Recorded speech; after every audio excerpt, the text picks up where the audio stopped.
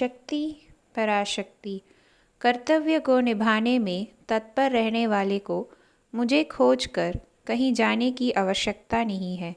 जहाँ वह कर्तव्य निभा रहा होता है वहाँ मैं रहता हूँ। इस संसार में जन्मने के बाद जब हम बड़े हो जाते हैं तो हमारी बहुत सारी जिम्मेदारियां बढ़ती जाती है और हमें इन कर्तव्यों को निभाना पड़ता है। जैसे अपने माता पिता के प्रति कर्तव्य, इसके साथ साथ विवाह के बाद पत्नी के प्रति उत्तरदायित्व और बच्चों के प्रति जिम्मेदारी।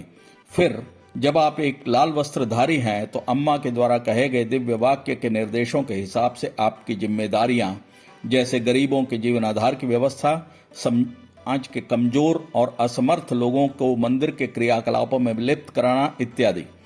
इसके साथ आप जब अम्मा के संपर्क में आते हैं तो अम्मा कई जिम्मेदारियां आपको सौंपती है, जैसे अन्नदान के रसोई भंडार में सेवा, भोजनालय में सेवा, लोगों के ठहरने वाले स्थान में सेवा, इरमुड़ी और दूसरे उत्सवों में आने वाले लोगों का मार्ग निर्देशन इत्यादि। इन सब के लिए आपको एक जगह रह कर सेवा में रहना पड़ता है।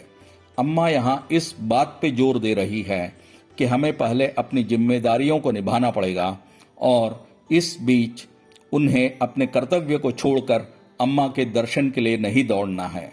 अम्मा ने कई बार अपने भक्त जो सेवा में तल्लीन रहते हैं वहां प्रत्यक्ष या परोक्ष रूप में उन्हें दर्शन दिया है।